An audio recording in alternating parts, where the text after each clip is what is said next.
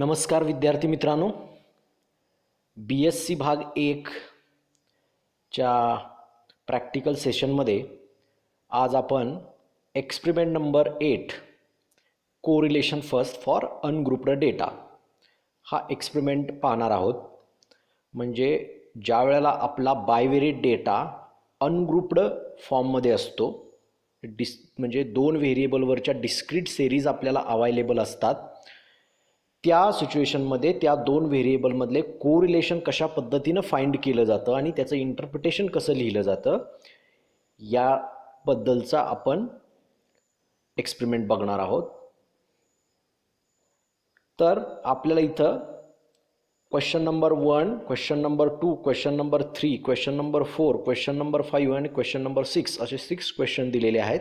त्यामध्ये वेगवेगळ्या पद्धतीनं आपल्याला काय दिलेलं आहे, डेटा सेट्स दिलेले आहेत आणि त्या प्रत्येक डेटा सेटसाठी आपल्याला काय करायचं आहे, कोरिलेशन कोइफिशियंट काढायचे आहेत. मग तो either Karl Pearson correlation coefficient असेल किंवा स्पियरमन्स रँक कोरिलेशन कोइफिशियंट असेल. ओके, जर डेटा आपला क्वांटिटेटिव्ह असेल त्यावेळेला आपण कार्ल पियर्सनचा कोरिलेशन कोइफिशियंट काढतो आणि जर डेटा समजा क्वालिटेटिव्ह असेल किंवा रँकमधला असेल किंवा समजा क्वांटिटेटिव्ह दिला आणि तुम्हाला स्पियरमनचा रँक कोरिलेशन कोइफिशियंट काढायला सांगितला, तर त्या क्वांटिटेटिव्ह डेटाच्या मॅग्निट्यूडनुसार आपण त्याला रँकिंग करू शकतो आणि त्या रँकिंगवरून तुम्ही स्पियरमनचा रँक कोरिलेशन कोइफिशियंट काढू शकतो. तर इथं क्वेश्चन नंबर 1 जो दिलेला आहे त्या क्वेश्चन नंबर 1 मध्ये आपल्याला Karl Pearson's coefficient of correlation काढायचं आहे. डेटा क्वांटिटेटिव्ह आहे. त्यानंतर क्वेश्चन नंबर 2 मध्ये सुद्धा तुम्हाला कार्ल पियर्सनचा कोरिलेशन कोइफिशियंट काढायचा आहे. डेटा पण क्वांटिटेटिव्ह आहे, प्राइस आणि सप्लाय असे दोन व्हेरिएबल आहेत. त्यानंतर क्वेश्चन नंबर 3 मध्ये आपल्याला दोन व्हेरिएबल जे आहेत एक्स आणि वाय, त्याच्या वेगवेगळ्या टाईपच्या समेशन दिलेले आहेत. Summation x, summation Y, summation x square, summation Y square आणि समेशन एक्स वाय ह्या डायरेक्ट तुम्हाला दिलेल्या आहेत आणि त्याच्यावरून तुम्हाला correlation between x Y, correlation between x and minus Y, correlation between x plus 3 y minus 5, correlation between x divided by 4 and minus Y divide bye 6 यातलं काढायचं आहे. त्यानंतर क्वेश्चन नंबर 4 मध्ये पण तुम्हाला समेशन्सच दिलेले आहेत सगळ्या आणि कोरिलेशन बिटवीन एक्स वाय काढायचं आहे, correlation between x and minus Y काढायचा आहे. त्यानंतर क्वेश्चन 5 जो आहे तो क्वेश्चन 5 मध्ये आपल्याला काय दिलेले आहेत, डेटा दिलेला आहे परंतु तिथं आपल्याला रँक कोरिलेशन कोइफिशियंट काढायचं आहे बिटवीन सेल्स अँड ॲडव्हर्टाइजमेंट. त्यानंतर क्वेश्चन नंबर 6 मध्ये सुद्धा आपल्याला रँक कोरिलेशन कोइफिशियंट काढायचा आहे between marks in economics and marks in statistics. आता रँक कोरिलेशन कोइफिशियंट हा दोन प्रकारे काढतात. एक, ज्यावेळेला तुम्ही रँकिंग करत असता त्यावेळेला कुठंही टाय ऑकर होत नसेल त्या सिच्युएशनमध्ये रँक कोरिलेशन कोइफिशियंट कसा काढायचा आणि टाय ऑकर झाला तर त्या सिच्युएशनमध्ये रँक कोरिलेशन कोइफिशियंट कसा काढायचा, ह्याच्या वेगवेगळ्या प्रोसिजर आहेत. त्या पद्धतीनं तो रँक कोरिलेशन कोइफिशियंट काढला जातो स्पियरमनचा. तर तुर्तास आपण काय करूया, कार्ल पियर्सनचा कोरिलेशन कोइफिशियंट कसा काढला जातो हे बघणार आहोत. आता आपण जे एक्झाम्पल एक्सप्लेन करायला इथं घेतले ते एक्झाम्पल आपली ही जी शीट आहे ह्या शीट व्यतिरिक्त वेगळी आहेत, पण प्रोसिजर जी आहे ती प्रोसिजर सेम राहणार आहे. तुम्ही ती प्रोसिजर लक्षात घेऊन त्या पद्धतीनं इथं अप्लाय करायची आणि ह्या इथल्या डेटा सेटसाठी जे कोइफिशियंट विचारले ते कोइफिशियंट काढायचे आहे. तर आपण नमुना दाखल एक प्रॅक्टिकल शीट किंवा एक्सपेरिमेंट सॉल्व केलेली शीट बघूयात. आता ह्या शीटमध्ये आपल्याला काय बघा, क्वेश्चन नंबर 1 मध्ये age in years of 15 young couples दिलेले आहेत. 15 यंग कपलमधलं age in years, age of husband and age of wife तुम्हाला दिलेलं आहे. and we have to draw scatter diagram and give your conclusion and also find correlation coefficient between age of husband and age of wife. age of husband and age of wife मधलं आपल्याला काय करायचं आहे, correlation सांगायचं आहे. Scatter diagram काढून सांगायचं आहे आणि कार्ल पियर्सन कोरिलेशन कोइफिशियंट काढून सुद्धा सांगायचं. आता ते आपण बघूयात खाली कशा पद्धतीनं ते सांगितलं जातं. ओके, सो स्कॅटर डायग्राम कशी काढायची हे आपण बघूया. आता आपण ह्या प्रॉब्लेम सॉल्व करत असताना किंवा एक्सपेरिमेंटमधला क्वेश्चन सॉल्व करत असताना आपल्या स्टेप काय आहेत, तर पहिल्यांदा आपण एम लिहितो. We have to find correlation coefficient between age of husband and age of wife. Also we have to draw scatter diagram and give conclusions. हे आपलं एम आहे.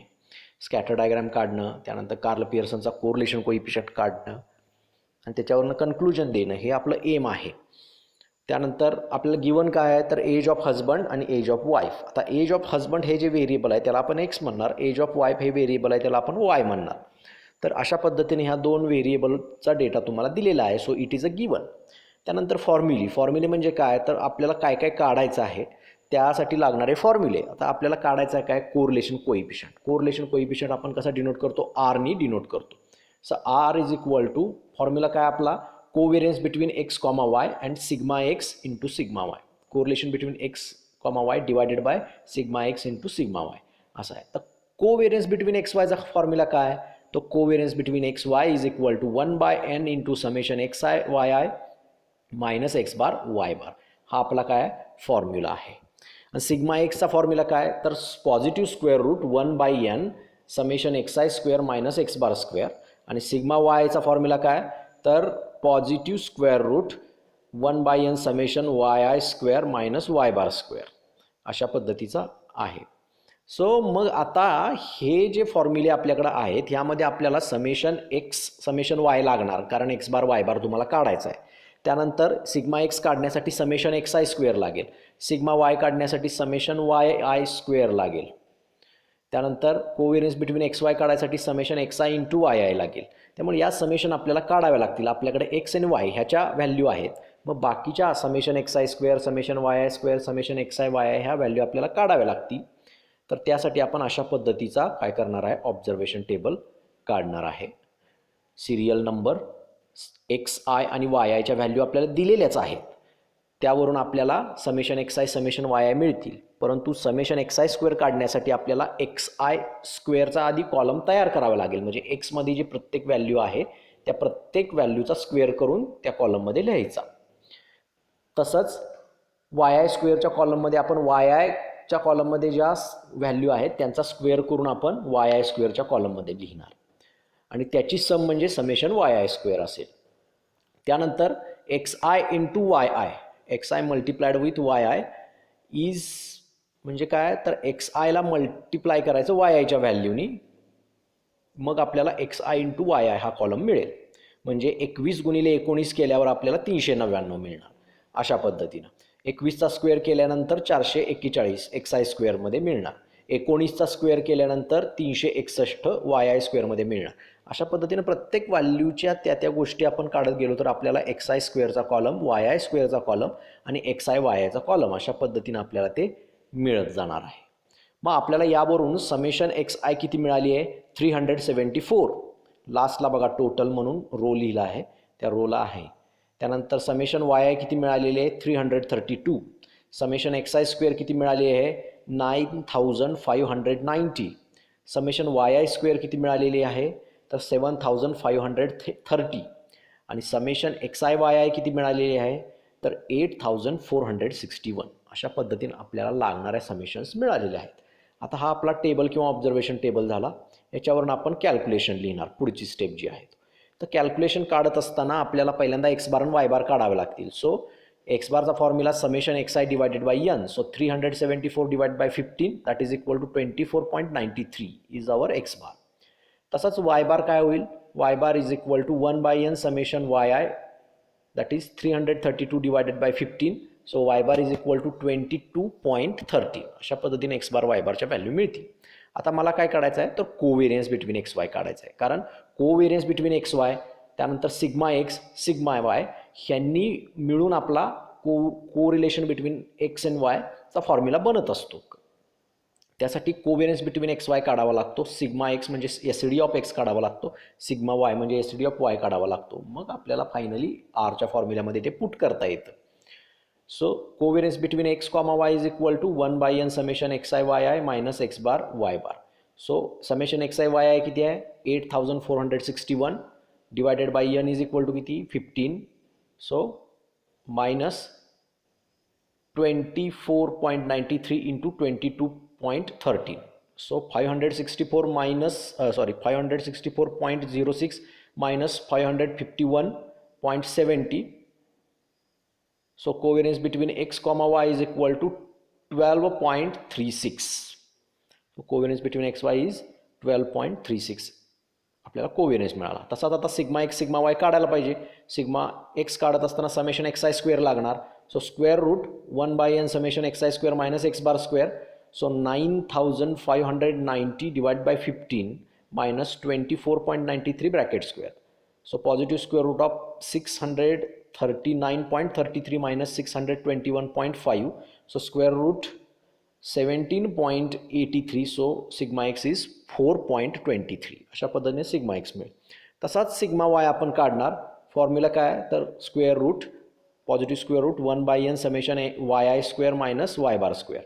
So positive square root 7530 divided by 15 minus 22.13 bracket square. हे जर आपण solve केलं तर आपल्याला sigma Y काय मिळतोय 3.5. आता या सगळ्या value covariance between x y sigma x sigma y ह्या व्हॅल्यू आपण कोरिलेशन कोइफिशियंटच्या फॉर्म्युल्यामध्ये पुट करणार. So covariance between x comma y divided by sigma x into sigma y त्या व्हॅल्यू पुट केल्या आणि आपण सॉल्व केलं आपण तर आपल्याला आर एक्स म्हणजे correlation coefficient between x and y is equal to 0.834 0.834 अशी मिळते. म्हणजे 0.8च्या नियर मिळते. 0.8च्या नियर म्हणजेच ते एक पॉझिटिव्ह त्याचं साईन आहे त्यामुळे पॉझिटिव्ह कोरिलेशन आहे आणि 0.5 पेक्षा ग्रेटर आहे म्हणून देर is a high degree positive correlation between x and Y असं आपण त्याचं इंटरप्रिटेशन लिहू शकतो. So correlation coefficient between Rxy is equal to 0.834. So there is high degree positive correlation between x and y असं त्याचं interpretation आपण लिहिणार किंवा रिझल्ट लिहिणार. आता स्कॅटर डायग्रॅम वरून सुद्धा आपण इंटरप्रिटेशन लिहू शकतो. स्कॅटर डायग्रॅम कशी काढणार आपण खाली मी एक स्कॅटर डायग्रॅम घेतलेली आहे. इथं एक्स आणि वाय असे दोन ॲक्सिस घेतलेले आहेत बघा. इथं एक्स वरती एक्स व्हेरिएबलसाठी स्केल घेतलं आहे, वाय वरती वाय व्हेरिएबलसाठी स्केल घेतलं आहे आणि आपले जे सगळे पॉईंट आहेत ते पॉईंट सगळे प्लॉट केलेले आहेत एक्स आणि वाय व्हेरिएबलचे सगळे. सो त्यावरून अशी आपल्याला डायग्राम मिळालेली आहे. आता हे आपण थेरीमध्ये बघितलं तर सगळे पॉईंट जे आहेत एका नॅरो स्ट्रीपमध्ये आणि अपवर्ड डिरेक्शनमध्ये आहेत. So there is a high degree positive correlation आहे असं आपण त्यांना म्हणतो. हे आपण थेरीमध्ये बघितलं आहे. So there is high degree positive correlation. From scatter diagram also we can say that there is high degree positive correlation between age of husband and age of wife. असं इंटरप्रिटेशन आपण लिहू शकतो. आता क्वेश्चन 4 आपण इथं घेतलेला आहे directly, कारण कार्ल पियर्सनचा कोरिलेशन कोइफिशियंट वरती एक्सप्लेन केल्या पद्धतीनं तसाच काढायचा. कोव्हेरियन्स काढायचा, सिग्मा एक्स काढायचा, सिग्मा वाय काढायचा आणि ते सगळं त्या आरच्या फॉर्म्युल्यामध्ये पुट केलं की तुम्हाला कोरिलेशन कोइफिशियंट मिळेल. पण आता जर तुम्हाला स्पियरमनचा रँक कोरिलेशन काढायचा असेल तर कसा काढणार. सो आपण ते एक्झाम्पल बघतो इथं. Calculate rank correlation coefficient between height of son and height of father. Father's height दिलेली आहे, सन्स हाईट दिलेली आहे. फादर्स हाईटला आपण एक्स म्हणूया, सन्स हाईटला आपण वाय म्हणूया. आता इथं फॉर्म्युली जे आहेत त्या फॉर्म्युली दोन प्रकारच्या असू शकतात. एक ties in ranking, no ties in ranking. Okay, तर इथं तुम्ही ओव्हरलुक केलं तर हाईट जर एकाच फादर्स हाईटमध्ये एकच हाईट डबल आली असेल म्हणजे 68 समजा 68 डबल आले तर तिथं टाय अकर झाला असं म्हणू शकतो रँकिंगच्या वेळेस. त्यामुळे नो टाईज इन रँकिंगचा फॉर्म्युला आपण इथं वापरणार आहोत. Capital R is equal to 1 - 6 into bracket summation D I square minus plus T X plus T Y divide by N into N square minus 1 where T X is total correction X series. So summation M summation हे बाहेर येईल, summation तिथं नाही आहे तर summation हे कॉमनमध्ये येईल तुमचं. Summation M I into M I square minus 1 divide by 12 आणि T Y is equal to summation M I into किंवा यम जे म्हणूया त्याला summation M J into M J square minus 1 where J running from 1 to S असं आपण त्याला म्हणणार. So त्यासाठी आपण रँक्स देतो यू अँड व्ही अशा त्याचे रँकिंग जरी आपण गृहीत धरले तर इथं कार्ल पियर्सन्स कोरिलेशन कोइफिशियंटनुसारच तो काढलेला आहे परंतु रँक्स देऊन काढलेला आहे. You I and V I R the ranks of x and Y I. Okay, मग आपण तिथं रँक्स कशा देणार, तर सगळ्यात एक्सच्या रँक्स पहिल्यांदा देऊया, त्याला आपण UI म्हणणार आहोत. एक्सच्या रँक्स कशा देणार आपण, तर सगळ्यात मॅक्सिमम जी व्हॅल्यू आहे त्याला 1 रँक देणार. So 68 is the maximum higher value. So 68ला पहिली रँक येणार. त्यानंतर नेक्स्ट जी व्हॅल्यू आहे, सॉरी 68ला पहिली रँक नाही, 77ला पहिली रँक येणार सगळ्यात शेवटी अकॉर्डिंग टू एक्स. UI बघा पहिली रँक 77ला पहिली रँक येणार because it is highest maximum value. So 1 rank त्याला येणार. त्यानंतर नेक्स्ट जी सेकंड रँक आहे ती 70ला येणार. त्यानंतर थर्ड रँक आपल्याला ती द्यायची आहे. ती थर्ड रँक आपण 70 नंतर 68 आहे, पण 68 तुमचं 2 ठिकाणी आहे, त्यामुळं 3 आणि 4 अशा रँक आपण ते जर समजा स्लाइटली डिफरंट असते तर 3 आणि 4 रँक दिल्या असत्या. नाही 3 रँक 69ला येते. So 69 is the third rank, but at the fourth rank there is a tie 68 there are 2 numbers. So 68ला आपण जर स्लाइटली डिफरंट असते तर आपण 4 आणि 5 रँक दिल्या असत्या. त्यामुळं स्लाइटली डिफरंट असताना ज्या रँक दिल्या असत्या त्यांचा आपण अरिथमेटिक मीन घेतो. 4.5 येणार 4 आणि 5चा अरिथमेटिक मीन. सो 4.5 अशा दोघांना रँक आपण असाइन करणार. आणि पुढची जी व्हॅल्यू आहे 68 नंतर 67 त्याला पुढची रँक 6 रँक असाइन करणार. पण त्याला 67ला सुद्धा टाय ऑकर झालेला आहे. 67 ही व्हॅल्यू परत 2 ठिकाणी आहे. मग त्या दोन्ही डिफरंट असतात तर आपण त्यांना कुठली रँक दिली असती, 6 आणि 7 दिली असती. त्यामुळे 6 आणि 7चा अरिथमेटिक मीन किती येणार आहे 6.5. तो 6.5 ही कॉमन रँक दोघांना द्यायची. आता 6.5 ही रँक देताना कुठल्या रँक गृहीत धरल्या 6 आणि 7, तर पुढच्या व्हॅल्यूला आपण 8 ही रँक देणार. त्यामुळे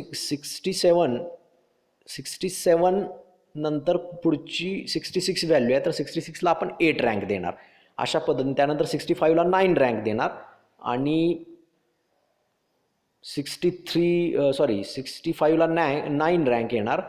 त्यानंतर 65ला 9 रँक देताना नंतर 64ला 10 रँक येणार. 63ला परत 11 रँक येणार आणि 62ला लास्ट 12 रँक येणार. अशा 12 जे ऑब्झर्वेशन्स आहेत इथं, त्या 12 ऑब्झर्वेशनला शेवटची रँक जी आहे ती 12च येणार. अशा पद्धतीनं इथं काय होणार आहे आपल्या रँक इक्वल होणार आहेत. जेवढे नंबर ऑफ ऑब्झर्वेशन असतील तेवढे रँक्स होणार आहेत. त्यामुळे अशा पद्धतीने UIच्या आपण रँक दिल्या according to character X. UI are the ranks according to character X. तशाच VIच्या रँक द्यायच्या. जे XI आपण रँक देताना प्रोसिजर फॉलो केली तीच VI करायची. ओके. आणि DI म्हणजे काय, तर डिफरन्स बिटवीन दी रँक्स. आता इथं XI मायनस YI न लिहिता काय लिहायचं आहे आपल्याला UI मायनस VI, कारण त्या रँक्स आहेत. रँक्समधला डिफरन्स त्याला आपण DI म्हणतो. सो DI म्हणजे 9 मायनस 12 म्हणजे -3 येईल. 11 मायनस 8.5 सो 2.5 येईल. अशा पद्धतीनं ते रँक्समधला डिफरन्स असणार आहे. सो डिफरन्सचा स्क्वेअर DI स्क्वेअर म्हणून घेणार आहे आणि त्याची sum that is summation DI square. So that is 65. म्हणजे ह्या फॉर्म्युल्यामध्ये जी DI स्क्वेअर आहे summation 6 into summation DI square, तर DI स्क्वेअरची व्हॅल्यू तुमची किती आली 65 आली. आता TX आणि TYची व्हॅल्यू काढायची. TX म्हणजे काय, तर TX in total correction in X series. K is a number of tied cases, किती ठिकाणी टाय केस ऑकर झालेली आहे. त्यातला M1 म्हणजे काय, number of times first repeated observation repeated. पहिल्या ठिकाणी जिथं टाय ऑकर झाली ते ऑब्झर्वेशन तुमचं डेटामध्ये किती वेळेला आलंय. M2 म्हणजे दुसऱ्या ठिकाणी जिथं टाय ऑकर झाली ते ऑब्झर्वेशन तुमच्या डेटामध्ये किती वेळेला आलंय, दॅट इज M1 M2. आणि असे M1 M2 M3 घेणार का M4 घेणार, किती घेणार, तर दॅट डिसाइड्स दी किती ठिकाणी टाय ऑकर झालेली आहे. ओके. तर आता X सिरीजमध्ये किती ठिकाणी टाय ऑकर झालेली आहे, तर एक म्हणजे तुमची 68ला टाय ऑकर झालेली आहे आणि 67ला, अशा 2 ठिकाणी. त्यामुळे M1 M2 ह्या 2च टर्म येणार समेशनमध्ये. आणि M1ची व्हॅल्यू काय येणार, तर 68ला जिथं टाय ऑकर झाली ते ऑब्झर्वेशन किती वेळेला आलेलं आहे, तर 2 वेळेला आलं आहे. So M1 is equal to 2. त्यानंतर 67ला टाय ऑकर झाली तर 67 हे ऑब्झर्वेशन किती वेळेला आलेलं आहे, तर 2 वेळेला. So M2 is equal to 2. त्यामुळं M1ची एक टर्म TXमध्ये M1 into M1 square minus 1 divide by 12 plus M2 into M2 square minus 1 divide by 12. आता इथं प्लस M3 ची टर्म का आली नाही, कारण फक्त दोनच ठिकाणी टाय अकर झाला आहे, त्यामुळे M1 M2च्या टर्म आल्या. तिसऱ्या ठिकाणी कुठेतरी अजून टाय अकर झाली असती तर M3 ची टर्म आली असती. अशा पद्धतीने ते आहे. आणि M1 M2च्या व्हॅल्यू किती आहेत, टूच व्हॅल्यू आहेत. म्हणजे M1 ची व्हॅल्यू 2 आहे आणि M2 ची व्हॅल्यू पण 2च आहे. त्यामुळे 2 × 2² - 1 divide by 12 plus 2 × 2² - 1 divide by 12. So 6 + 6 divide by 12. So 12 divide by 12 is equal to 1. So Tx equal to 1. तसंच Ty ची व्हॅल्यू आपण या ठिकाणी टाय अकर झाला, ती म्हणजे तुमची जेची व्हॅल्यू आपण म्हणूया किंवा यसची व्हॅल्यू म्हणूया. त्याची 2 आहे, दोन ठिकाणी टाय अकर झालेला आहे तिथं सुद्धा. आणि ते ऑब्झर्वेशनसुद्धा 2 वेळा रिपीट झालेले आहेत. पहिल्या ठिकाणी जिथं टाय अकर झाला ते ऑब्झर्वेशन पण 2 वेळेला अकर झालेलं आहे. दुसऱ्या ठिकाणी जिथं टाय अकर झाला ते ऑब्झर्वेशनसुद्धा 2 वेळा रिपीट झालेलं आहे. सो 2 तिथं ही व्हॅल्यू आहे. त्यामुळे TYची व्हॅल्यूसुद्धा इथं 1च येईल. सो त्या व्हॅल्यू सगळ्या आरच्या फॉर्म्युलामध्ये आपण पुट केल्या तर 1 - 6 into bracket summation DI² plus TX plus TY divide by N into N² - 1. N म्हणजे इथं 12 आहेत. So 1 - 6 into bracket 65 plus 1 divide by 12 into 12² - 1. So 1 - 6 into 67 divided by 1716. So 1 - 402 divided by 1716. So 1 - 0.2343. So R is equal to 0.7657. आता ही आरची value जी आहे ती 0.5 पेक्षा मोठी आहे, त्यामुळे तिथं हाय डिग्री कोरिलेशन आहे आणि त्याचं साइन जे आहे ते पॉझिटिव्ह आहे. सो आपण काय म्हणू शकतो, there is a high degree positive correlation between height of father and height of sons, असं आपण ते इंटरप्रिटेशन लिहू शकतो. हे झालं टाईज इन रँकिंगच्या केसमध्ये. नो टाईज इन रँकिंगची केस असेल त्यावेळेला इथं बघा rank by X, rank by Y and rank by Z अशा ह्या एक्झाम्पलमध्ये दिलेले आहेत. डायरेक्ट रँकच दिलेले आहेत आणि त्यातलं आपल्याला काय करायचं आहे, कोरिलेशन काढायचं आहे एक्स वाय, वाय झेड आणि एक्स झेडमधलं. तर इथं नो टाईज इन रँकिंग आहे, त्याच्यामुळं हा फॉर्म्युला आपला काय आहे नो टाईज इन रँकिंगचा, कुठंही टाय ऑकर झालेलं नाही. So 1 - 6 into summation DI² upon N into N² - 1 असा तो फॉर्म्युला आहे. आता DI² म्हणजे एक्स आणि वायच्या रँकमधला डिफरन्सचा स्क्वेअर घ्यायचा, वाय आणि झेडमधल्या रँकचा डिफरन्सचा स्क्वेअर घ्यायचा, एक्स आणि झेडमधल्या रँक्समधचा डिफरन्सचा स्क्वेअर घ्यायचा. तो अशा पद्धतीने इथं टेबलमध्ये आपण घेतलेला आहे XI, YI, ZI. ओके,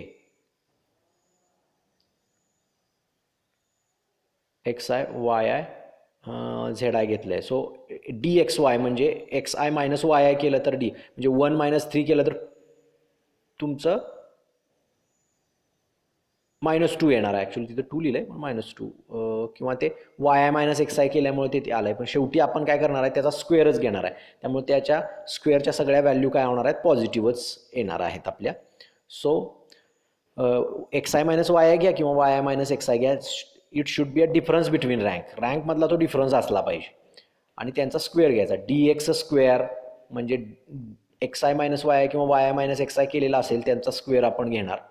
तसंच DYZचा स्क्वेअर, तसाच DXZचा स्क्वेअर, त्यांचे स्क्वेअर आणि त्यांचे समेशन्स तिथं आपण घेणार आहे. आणि त्या व्हेरिएबलमधला कोरिलेशन काढण्यासाठी त्या समेशन्स आपण वापरणार आहेत.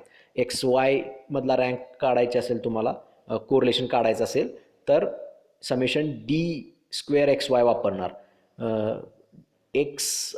वाय आणि झेडमधलं कोरिलेशन काढायचं असेल तर तुम्ही D² YZ वापरणार, त्याची सम D² YZची सम वापरणार. आणि एक्स आणि झेडमधलं कोरिलेशन काढायचं असेल तर D² XZच्या सम वापरणार आपण.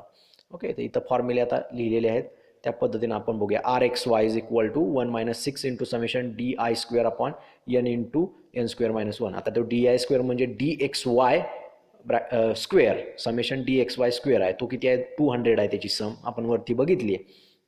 इथं तुम्ही बघू शकता 200 त्याची सम आहे. सो ती आपण तिथं वापरली 6 इंटू 200 अपॉन 10 इंटू 10² - 1, कारण नंबर ऑफ ऑब्झर्वेशन्स किंवा नंबर ऑफ पेअर्स तुमच्या 10 आहेत म्हणून. सो ते किती येईल 1 - 1200 अपॉन 990 म्हणजेच 1 - 1.21. सो -21 असा तुमचा RXY येईल. That is a low degree and negative correlation. तसंच XZ मधलं कोरिलेशन काढत असताना DXZ स्क्वेअरची सम वापरणार आपण. सो 6 इंटू 60 डिवायडेड बाय 60च आहे इथं सम त्याची, इथं बघा तुम्ही वरती. So 6 into 60 divide by 10 into 10² - 1. So 1 minus 360 divided by 990. So 1 minus 0.36. So Rxz is equal to 0.64. So there is a high degree and positive correlation. तसंच RYZ आपण काढणार, ते काढत असताना समेशन DYZ स्क्वेअर अशी वापरणार आपण. So 1 minus 6 into 214 divided by 10 into 10 square minus 1. So हे 1 minus 1.3 येणार आहे. सो RYZ काय येईल तुमचा -0.3. So there is a low degree negative correlation between Y and Z, असं आपण त्याचं इंटरप्रिटेशन लिहू शकतो. या पद्धतीनं तुम्ही कोरिलेशन कोइफिशियंट काढू शकता, either by using Karl Pearson's method और by using Spearman's rank correlation method. Okay, आता इथं यामध्ये आपला क्वेश्चन नंबर 5 जो दिला आहे, क्वेश्चन नंबर 5 तुमचा नो टाईज इन रँकिंगचा आहे. बट क्वेश्चन नंबर 6 जो आहे त्यामध्ये कुठंतरी टाय ऑकर होती आहे तुमची. 50-50 ऑब्झर्वेशन आहे मार्क्स इन इकॉनॉमिक्समध्ये, त्यामुळे तिथं टाय ऑकर होईल. सो तो टाईज इन रँकिंगचा क्वेश्चन आहे. बाकीकडं तुम्हाला सगळ्या समेशन्स दिलेल्या आहेत. त्या समेशनचा वापर करून कोव्हेरियन्स काढा, सिग्मा एक्स काढा, सिग्मा वाय काढा आणि फाइंड करा. आता हे जे कोरिलेशन बिटवीन तुम्हाला x+3 अँड y-5 तुम्हाला जे दिलेलं आहे, तर तुम्ही त्याचे कोव्हेरियन्स काढत असताना त्या टर्म गृहीत धरायचे आणि त्याचे कोव्हेरियन्सेस वगैरे काढायचे.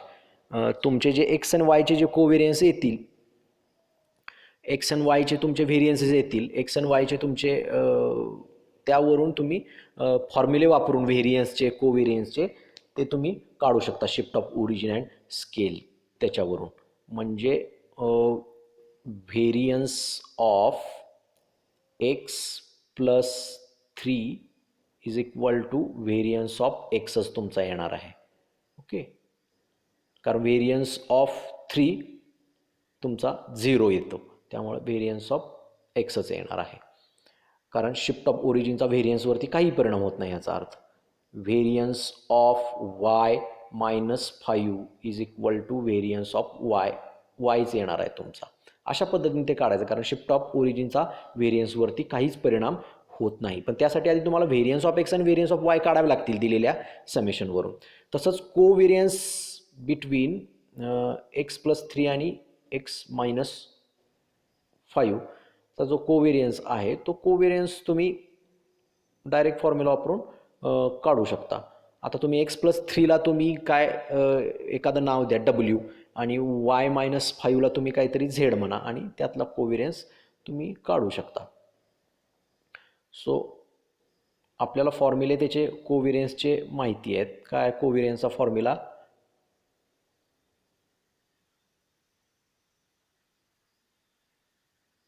सो कोव्हेरियन्सवरती सुद्धा तुमच्या शिफ्ट ऑफ ओरिजिनचा काही परिणाम होत नाही, फक्त चेंज ऑफ स्केलचा मात्र परिणाम होत असतो. सो आता variance of x divided by 4 जो आहे, तो व्हेरियन्स इथं आपण बघूया. आता variance of x divided by 4, variance of x divided by 4 जो आहे, तो काय होईल, variance of x divided by 16 होईल. कारण तुमचा जो कॉन्स्टंट आहे त्याचा स्क्वेअर होतो आणि तो तुमच्या ओरिजिनल व्हेरिएबलच्या व्हेरियन्सला डिवाइड होतो. Variance of x divide by 16 होईल. त्यामुळे व्हेरियन्स ऑफ एक्स जो तुमचा निघेल त्याला डिवाइड बाय 16 केलं की तुम्हाला variance of x divide by 4 मिळेल. त्याच्यावरून तुम्ही डायरेक्ट SD काढू शकता त्याचा पॉझिटिव्ह स्क्वेअर रूट घेतला की. ओके, तसंच व्हेरियन्स ऑफ -y/6. आता व्हेरियन्स ऑफ -y/6 जो आहे, तो व्हेरियन्स कुठल्याही ह्याचा जो होणार आहे, तो व्हेरियन्स तुमचा पॉझिटिव्हच येणार आहे, म्हणजे नॉन निगेटिव्ह येणार आहे. तो व्हेरियन्स तुमचा -y/6 जो आहे, तो तुमचा व्हेरियन्स ऑफ -y/6 जो आहे, तो काय होणार, व्हेरियन्स ऑफ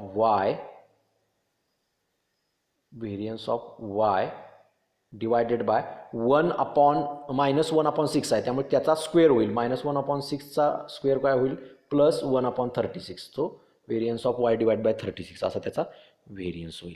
आणि कोव्हेरियन्सवरती सुद्धा तुमच्या शिफ्ट ऑफ ओरिजिनचा परिणाम होत नाही, परंतु शिफ्ट ऑफ स्केलचा मात्र परिणाम होत असतो. सो तुमचा कोव्हेरियन्स हा जो तुमचा येणार आहे तो कोव्हेरियन्स पण शिफ्ट ऑफ ओरिजिनचा परिणाम न होता शिफ्ट ऑफ स्केलचा फक्त त्याच्यावरती परिणाम होऊ शकतो. So covariance between x upon 4 comma minus y upon 6 is equal to covariance between x y divided by काय होणार 4 इंटू -6 असा होणार. सो -24 डिवाइड केलं तुम्ही कोव्हेरियन्स बिटवीन एक्स वायला तर तुम्हाला ते त्या पद्धतीने येईल. ओके, आता सो या पद्धतीने तुम्ही ते करू शकता.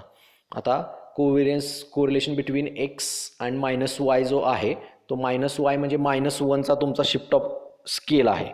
तो शिफ्ट ऑफ स्केलचा फक्त तुमच्या कोव्हेरियन्सवरती परिणाम होईल आणि